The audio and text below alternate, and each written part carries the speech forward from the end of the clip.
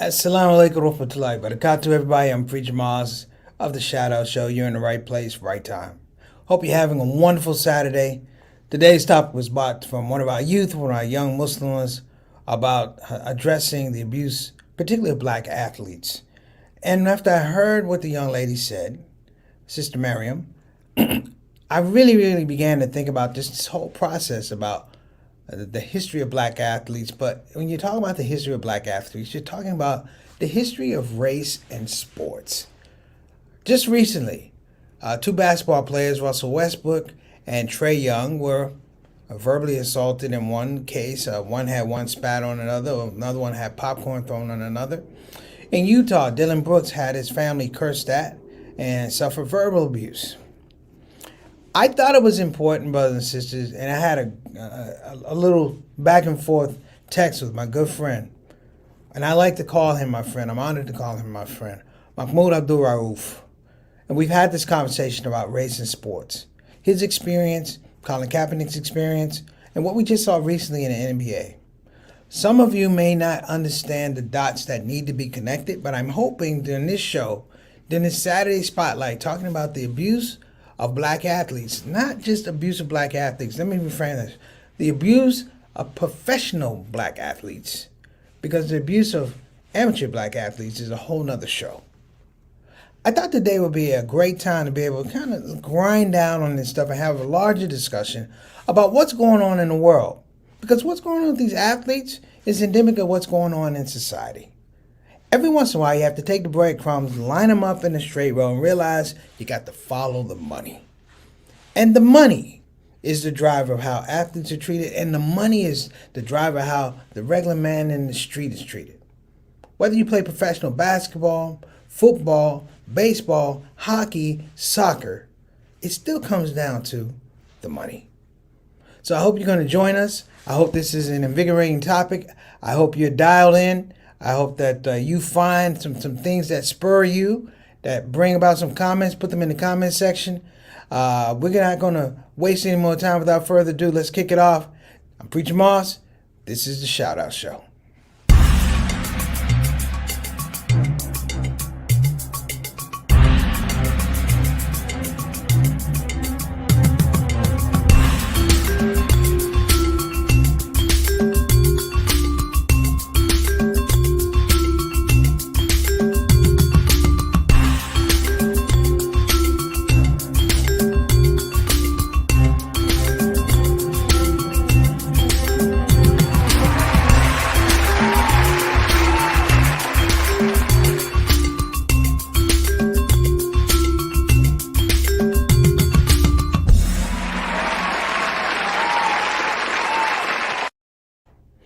All right, everybody, welcome back.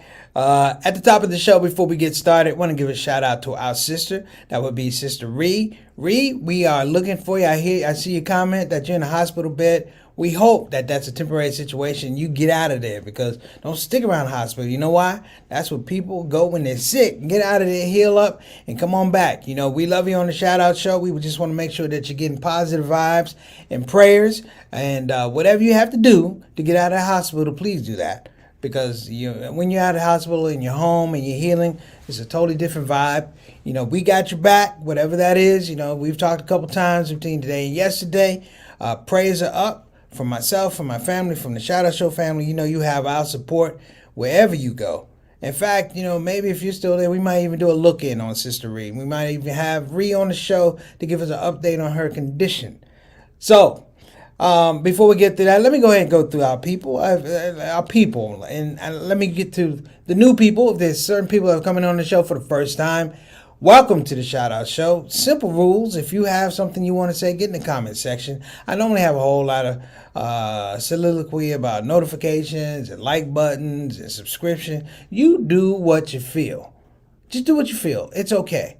But if you want to be a part of this eclectic group, this wonderful group of people, the ShOUT Show family, the ShOUT Show soldiers, I'm sorry, you're going to have to do a little bit more. You have to get in that comment section so you can be officially dubbed ShOUT Show family.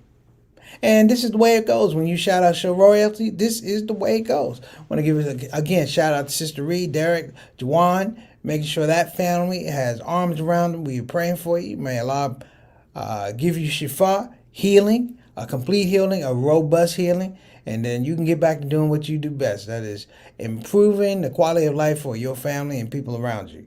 Next up, we got Brother Altaf, our official Canadian ambassador, brothers and sisters. We the only show that has an ambassador, let alone an ambassador from Canada. We are NAFTA. We like this live stream NAFTA, brothers and sisters. Brother Altaf, always with a wonderful greeting. Wa alaikum assalam wa rahmatullahi wa barakatuh. Thank you so much for coming on the show, Altaf. We appreciate you, sir. Our ambassador is in the house.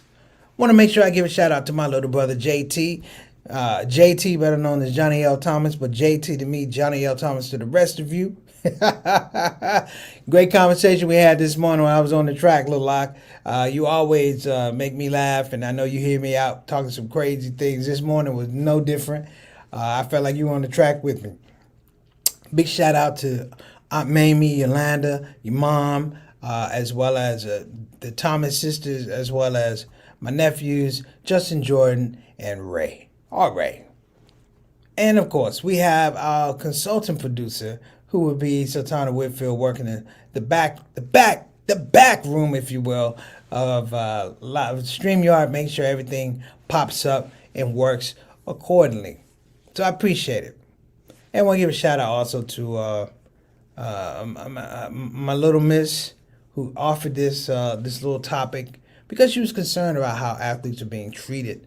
And it just opened this whole another window because, she's young. When you see kids watching athletes getting abused, they don't have a lot of perspective, if you will. They don't understand the history, if you will.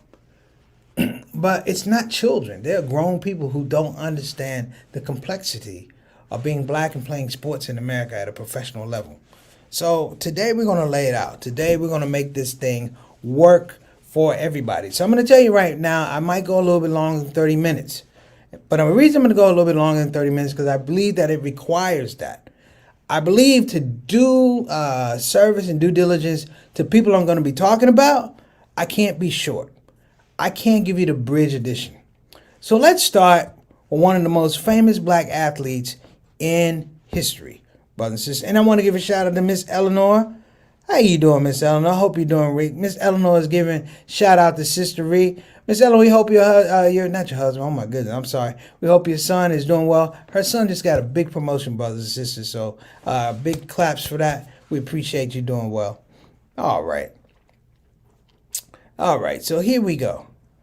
That's right. Your niece got a heck of a report card. If it was $10, an A, boy, I have to sell blood out this joint. But it didn't work out that way. So let me lay the groundwork for you guys. I'm leaning this way in my chair because I want you to see the person behind me, right now, back here. See the guy right here? For those who don't know, this is Paul Robeson in one of the great films, one of the early great black films. It was called The Emperor Jones. He was a great orator. He was a great singer. He was a great intellectual. But he was an amazing athlete at a time where amateur athletes basically didn't go to college unless you went to a black college. He went to a white college, excelled at sports. He could have played any kind of professional sports, but he had a problem, brothers and sisters. His problem is he had a mind. And when I say he had a mind, he had an extremely developed mind. That he can do anything he wanted to, despite the limitations that people try to put on him. Like I said, great actor.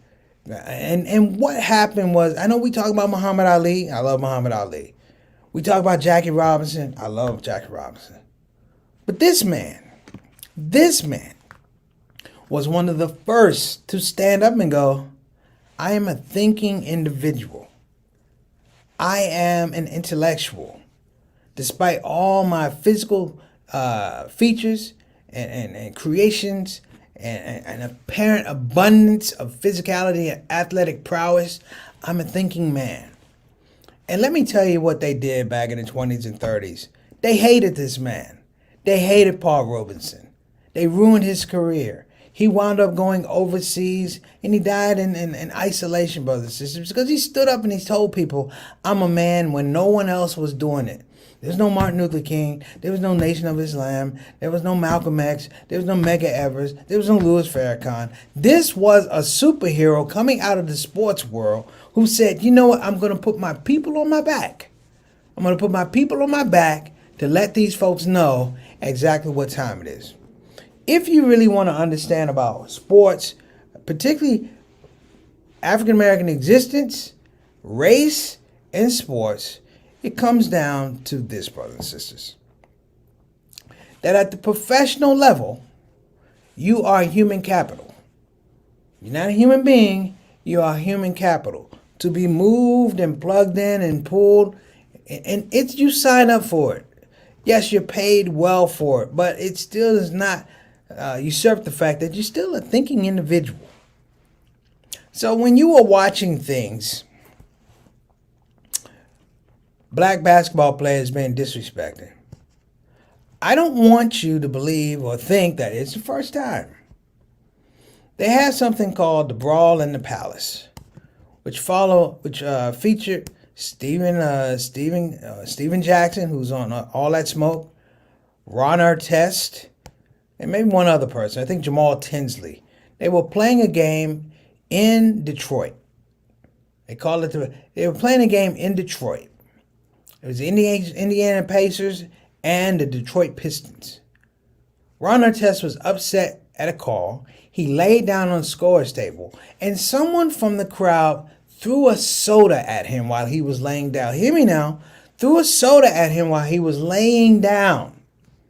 He wasn't threatening anybody. He wasn't bothering anybody. And, later on it was revealed how Ron Artest was dealing with some mental health issues. He went ballistic. He went in the stand. Steven Jackson went in the stand to defend his brother. We don't condone violence, but some people got whooped up on, and they both spent a significant amount of time out of the NBA. Ron Artest was almost blackballed. Nobody wanted to hire him. Thank goodness that he found his place with Houston and wound up winning the championship with the Lakers. But I digress. It is this fact, brothers and sisters, that these brothers are treated as human assets, human capital, if you will.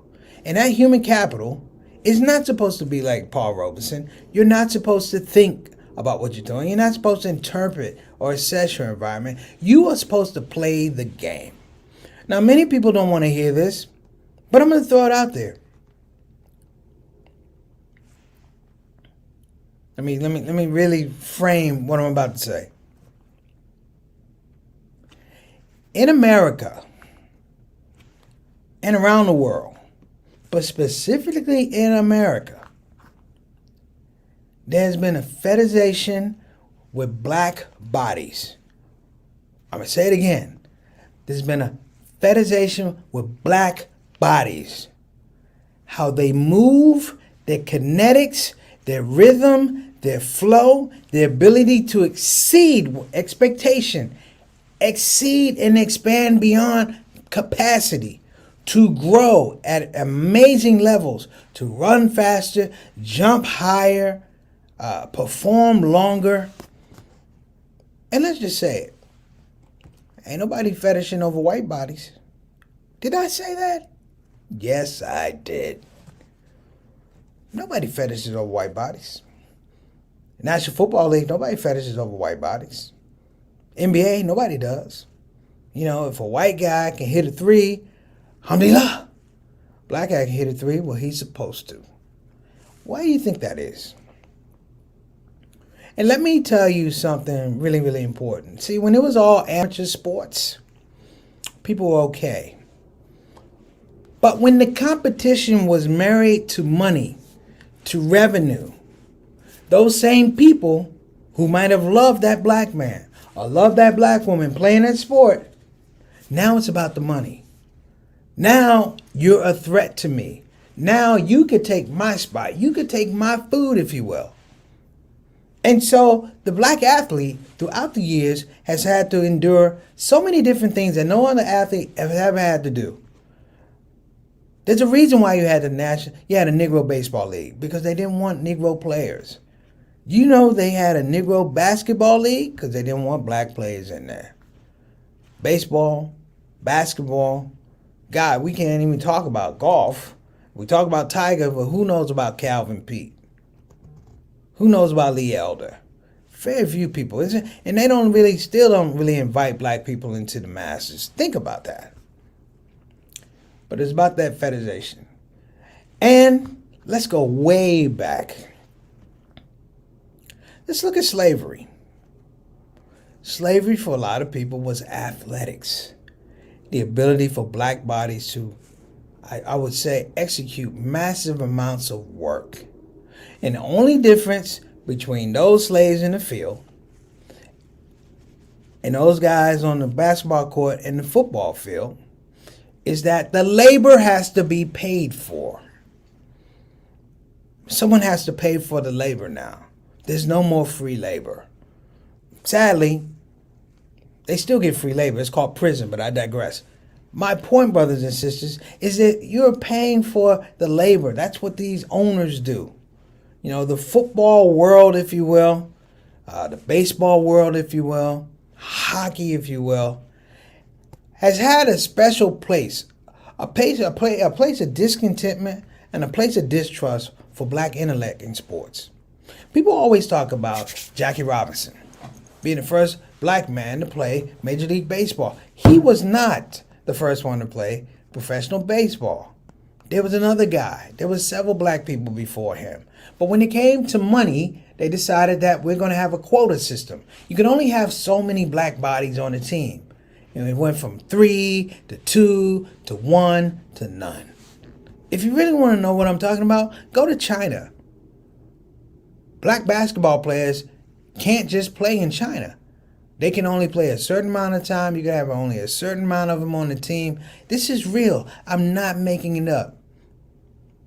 And the scope of the fact is the narrative has always been against the black athlete succeeding, except if it succeeds the way that the owners and the white infrastructure want them to succeed. I had a great conversation with Mahmoud Abdul-Rauf, years ago. And we were talking about his time because, you know, we hold him up. Oh, he was before Kaepernick. He was before Steph Curry. He was before a lot of people. And let me say, he's before a lot of people, and after him, ain't going to be a whole lot like him. But you won't know the history.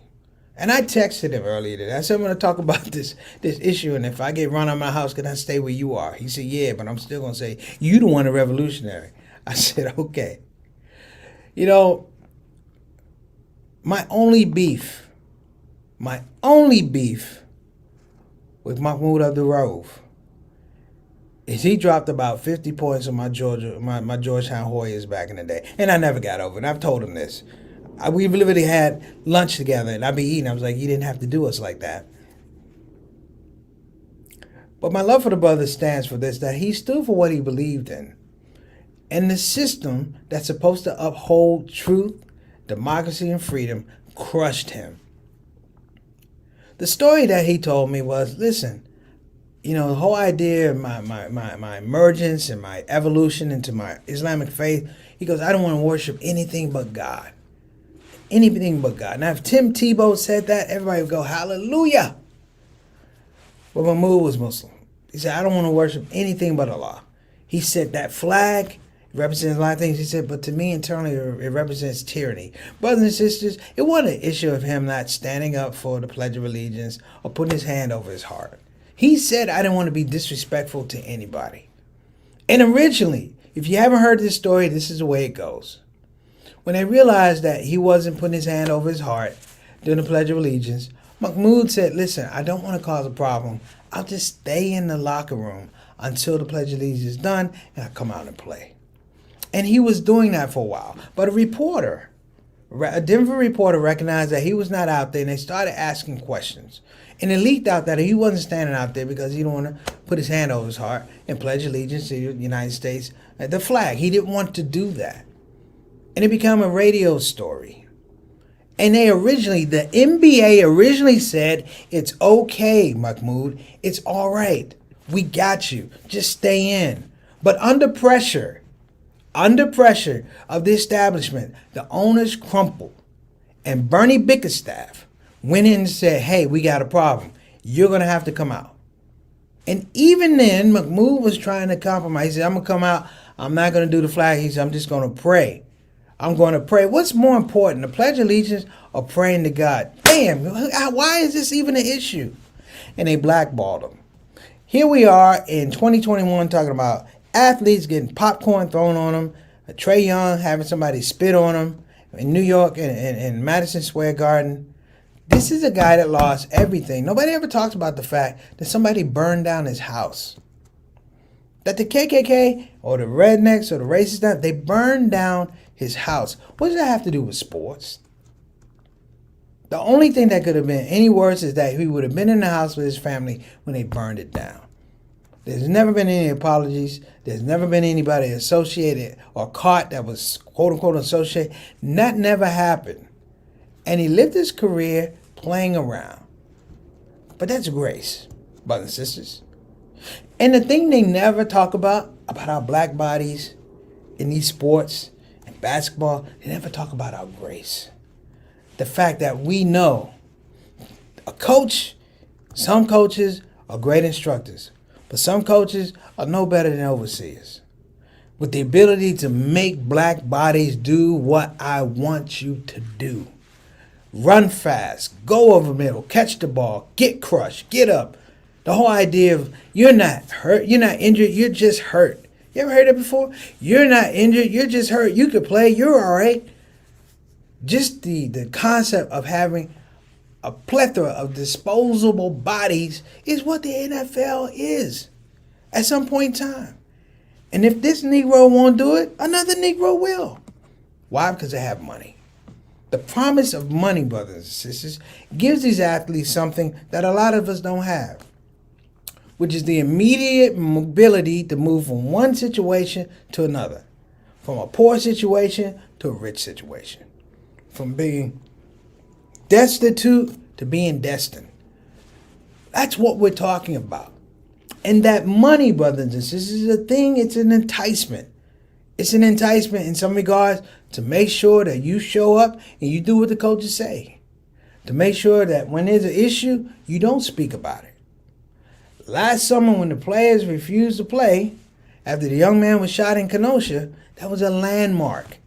We went on the air and talked about it. And I tried to tell people why this was so special. Because guys began to understand, wait a minute. We're not just human capital. We are the product. And I own the product. And some of the things that you see about the abuse of black athletes has to do with the fact that the people don't own the product. The people don't own the product. A person pays a ticket, a $30 ticket, a $50 ticket to watch these athletes play. And somehow they believe that this $30 or $40 somehow equates to the fact that your mother back in the day worked 3 or 4 jobs to make sure you had the right shoes. Or your dad worked extra hours off a dump truck or whatever to make sure that you went to the good school so you get visibility to play sports. Or the fact that, you know what? Like Mahmoud, my dear friend. Some people think that I can take a $30, $40 ticket and somehow it equates to the fact that a young man who had Tourette's syndrome loved basketball so much that on cold days, snowy days, he would go and clean off the basketball court and he would shoot in the cold. And I've seen him do it, brothers and sisters. I've seen the meticulous nature of how he is and how he dealt with a disability. And somehow your $30, $40 gives you the right to tell that person what to do. You heard what was said to LeBron James? Shut up and dribble. Shut up and dribble. Do you know how condescending that is? That's like somebody telling me, Preacher Mars, shut up and just tell your jokes. How the hell am I going to tell my jokes if I have to shut up? Shut up and tell your jokes. Shut up and dribble. And that has been an identifying factor with people who have intellect that's got to be shared. I love the fact that we have super teams now, that players determine where their mobility is, and the league has to pay them according to the market price, if not more, a free market price. So if I'm worth $80 million over there, if you can come with $85 million, I can go over here. The freedom of it. And you have to look at where we are these days. In the economy, listen, and they talk about this thing about the players in a lottery. You ever hear that before? The players in a lottery. Lottery is like it's a game of chance. No, these guys work their whole lives. I know athletes that picked up a basketball at 5, 6 years old and they made the league, brothers and sisters. Or they got into the pros, brothers and sisters. It's no different than cats I saw with books under their arms who were going to the libraries when we were going to the clubs. And that guy said, I want to be a lawyer. And at the end of the day, you look 15, 20 years later, he has his own law firm, or he's a partner or something like this, or this guy's an entrepreneur. We call him a geek, but no, you can't disregard his discipline. Sadly, when you see these things happen against these athletes, it's that people think that they're disposable, that their efforts, the energy required to do what they do is somehow less or minimized or not even mentioned because I got a $50 ticket. It doesn't even have to be athletes, brothers and sisters. I've had people come to me and think that because you saw a show that you're my best buddy, that we're supposed to hang out. I literally had somebody go, hey, man, I brought 4 people to see you. We should at least be able to go out and have dinner. And I said, that's funny. I don't know you. I don't know your people. In fact, I don't want to know you. I don't want to know your people. I said, the best thing you can be thankful for is I don't have a security guard here because I'd have thrown everybody out. But to my black athletes and to my parents who put these athletes out, do us all a favor. Tell them about Paul Robeson. Tell them about Paul Robeson. Watch the Emperor Jones. Watch the majesty of this man as an athlete. Look at his physical makeup. The guy was an Adonis. This is before you had, weight training. This is before you had, dieting and trainers. This guy was a physical specimen, an athlete to be. He played football, I believe, at Rutgers. You know how many black football players Rutgers had back in the 1920s? None. He was before Jim Brown. Jim Brown talked about Paul Robeson. This is what we should be knowing. Because what's going to happen, brothers and sisters, is I talked about this fetishization with black bodies. In this case, athletes. But I'm going to throw it over. It goes to our black women.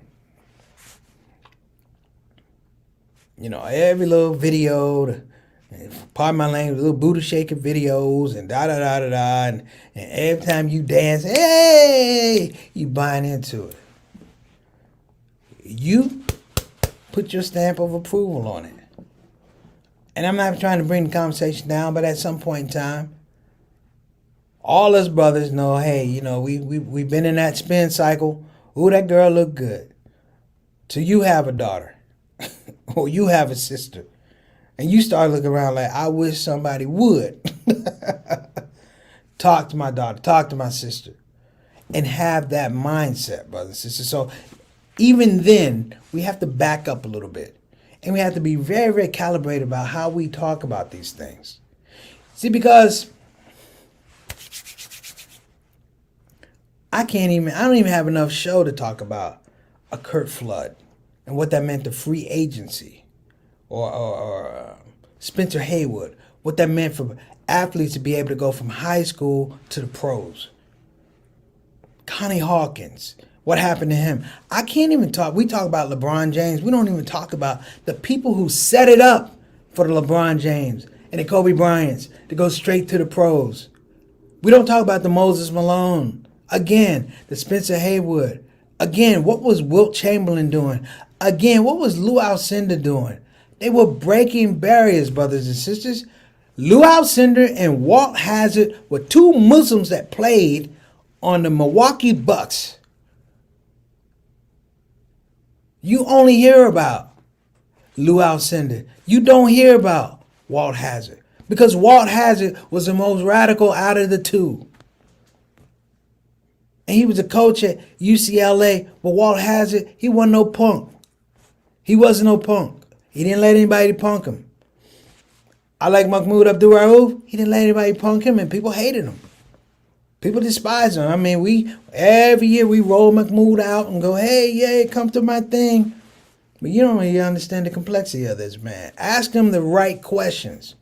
You can't talk about Paul Robeson. You can't question him here, man. So do your homework. Do your homework. And stop allowing people to give you narratives. You know, I play sports. I'm 54. I played sports. And I played sports. They used to have these little friendship leagues where they try to bring little black kids and white kids together. So, you know, your team had mostly black kids, and you have to go out someplace and play white kids. Let me tell y'all something. Those are some of the most racial games in the world. And we were children. To be mocked, to be disrespected as children, playing a game. Called niggers, called monkeys, called porch monkeys, called gorillas, called thugs. And this is all when you're 6 and 7 years old, brothers and sisters. And you had to take it. And it's not that the kids were doing it, brothers and sisters. The parents were doing it. I got to respect my elders and take that kind of abuse. What? Not because they're white, because they're elders. My dad said, you don't talk to adults like that. But Pops, what about when adults talk to me? When my father heard that, he went ballistic. And sadly, because of the money, we have a generation of athletes, in some regards, who can't speak their heart. Everybody's not LeBron James. Not in that position. Everybody's not a Michael Jordan. Not in that position. You know, social media makes it easier to talk about it. And I would suggest also, if you get a chance, there's a young man who was a first-round draft pick of the Washington Bullets at the time, the Washington Wizards. His name is Kwame Brown. And Kwame Brown is the closest thing you can get to a prophetic understanding of professional basketball ever. I think in the last 20 years. He's more clearer than LeBron, to be honest, Jordan, to be honest, because it gives you a really, really clear assessment of hard work. He was called a bust, brothers and sisters. He was called a bust by everybody. You know, he was a first-round draft pick. He never did this. Now, he played about 12, 13 years, made about $65 million, but he's a bust. Somehow, we overlook the fact that he made it to the league. And he thought differently. Michael Jordan didn't like him. Michael Jordan, when he showed up on the team, Michael Jordan didn't want to draft him. They wanted another player. And that's all well and good. But to prove that the management had made a mistake, Michael Jordan dogged out what was at the time a 17, 18-year-old boy. And it affected him the rest of his career. And I'm only saying that because I don't want you to even think it's just all white people. Black people, we do it too. Call it what it is. We do it too. So my point, as we've broached obviously over the 30-minute mark, is the fact that how do we pull it back? You know, one person said, well, maybe if we own the team. Team ownership doesn't happen. Because what's going to happen is you're going to have a team, but you're going to be a part of a consortium of teams. And that consortium develops and figures out what the protocol is and the curriculum for all the owners. The NFL is the same thing. Actually, the NFL is the NFL league office that makes the rules, enforces the rules, and you have 32 separate team owners who do whatever they want to, including the promotion and the advocacy of fetishization of black bodies. So, I know we started out with this thing about abuse of black athletes. That was the topic. But it's a much bigger picture, brothers and sisters. It's a much more grand scale of what we're talking about. You know, remember I told you about Ella Manley? She actually was one of the first. She was like a black female Negro League baseball player. Not baseball player, baseball team owner. Element, and she was amazing, brothers and sisters. Because I've just talked about men. You know, the thing that was really beautiful about her is that she fought and advocated for the well-being and the fair and meaningful valuation of black men against a white league. She said, you're not paying them according to their skin, you're paying them according to their physical ability. These men over here, you're going to make sure that they get paid according to their physical ability. Just like you did over here. Not the skin, the physical ability. And while there's a lot of great stories of baseball players, Hank Aaron, Frank Robinson, people who elevated, went on to become, team managers, not owners, team managers, general managers, stuff like that. It's still the fact that it still continues. For all the progress that we've had, that progress has been really along the lines of money and the liberation of the democratization of money, not the democratization of power applied across a broader spectrum. You know, if you look, and I hope I'm wrong, anybody can challenge me if you will. If you look at the National Baseball League right now, you know, there are guys who look like me, but they're from other countries. They're from Cuba. They're from the Dominican. They're from Colombia. They're dark skinned, but they look like me. And their process is probably even more harrowing than what I was talking about the black kid that comes out of Detroit or Pittsburgh to play ball because he likes playing baseball, like the King Griffeys. Because those kids come from abject poverty. Abject poverty. They're not coming from great schools. They're not coming from academic powerhouses. No, they're coming from villages. And the village that has a team of that kid that can throw a ball at 14 years old, he can throw it 80 miles an hour. That kid is intriguing because we could work with that kid. We can make that kid, when he gets older, he's going to throw 95 miles an hour. And the thing we're going to do to make sure we get his attention, we're going to give him shoes. Not fairness, not justice, not a fair wage. We're going to give him shoes. So it goes all the way around, brothers and sisters. And I would encourage all of us, as a wrap up, I would encourage all of us to begin to look at sports. Why? Because there's a large population of we are sports consumers. But we haven't realized that we have power. I'm not saying getting a $50, $60, $100 ticket, but if you don't watch it, they can't get paid. The advertising dollars, they can't get paid. The big contracts, the TV packages, they can't do that because it's all on our metrics. Just the same as music. You know, we can have dope artists, but if our artists aren't able to own their masters, then how can we help them? This big shout out to Prince and Ray Charles and Chuck Berry about owning your masters.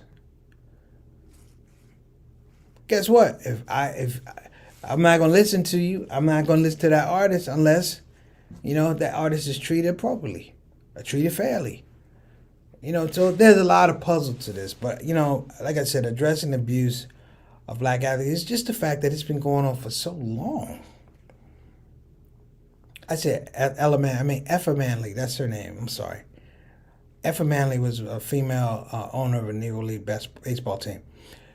It's just that the abuse has been going on so long that we actually, in some regards, think it's normal. See, I brought up the whole thing of the brawl in the palace, Ron Artest, because you know what? They had no due process. They had no due process. And they still, to this day, their careers are defined by that situation. They are literally pariahs in the NBA. If they didn't have social media and other, they would remain buried under that incident. If we didn't have social media and people who were reaching out, Mahmoud would be buried under that incident. And it was an unfair incident. It was people were misled. No, they weren't misled. They were straight up lied to. And the guy behind me, right here, Paul Robeson marched in front of a committee for un-American activities called a communist, stood up and said, I am a communist because I believe in the welfare of all people, particularly black people. I know communism comes from Russia, but he's talking about a different kind of communism. He's talking about the community in the commune, the community, the commune, the wellness of black people. And this was an athlete talking about it. Back in the 20s and 30s. He died broke, penniless, in obscurity because he stood up. I'm going to get out of here, brothers and sisters, but please, look up Paul Robeson. Please, watch The Emperor Jones. Please, understand that this was a man of incredible intellectual prowess. And he was, God knows how many years ahead of his time. So, the next time we're watching basketball, or football, or baseball, and we enjoy ourselves, just peel back a little bit on that and understand what that process is, how folks got there. Because there's always a thing about how people get to a situation and enjoy the fruits, but we forget everybody else that got to this thing. We forget everybody else that contributed, brothers and sisters. Because, in sports, your investment is not like a stock investment. So a player who did great things on a team that was underachieving, when the team blows up and the equity value of the team is $1 billion, he has no stock where he's an instant millionaire or he has a pension. Nope. It's just a trail of broken bodies, broken hopes, a lot of lies, unfulfilled potential, and in the end, death. All right, everybody. I'm out. It's a good day. Thank you so much for listening to me. Again, make sure you prayers up for Sister Reed. Let me give out, of course, got to give out sponsorship. Shout out to BeFinanciallyIndependent.com. Again, that's BeFinanciallyIndependent.com. You can call 1-800-679-3175. Again, that's 1-800-679-3175. And why not? Let's give a shout out to Bayan. You can go to Bayan online, and if you are serious or curious about getting a very robust Islamic training, learning more about your religion in terms of application, execution, and having a community value to that information, check out Bayan. Check it out. I highly recommend them. All right, brothers and sisters, that's my time. You guys have been amazing. Enjoy the rest of your Sunday. You don't do anything crazy. I know they told you could eat, but I don't want to hear about you getting anything from like famous Louisiana or Kentucky Fried Chicken. You stick to that broth with butter in it. All right. Everybody have a blessed day. Assalamu alaikum wa rahmatullahi wa barakatuh. I'm Preacher Moss.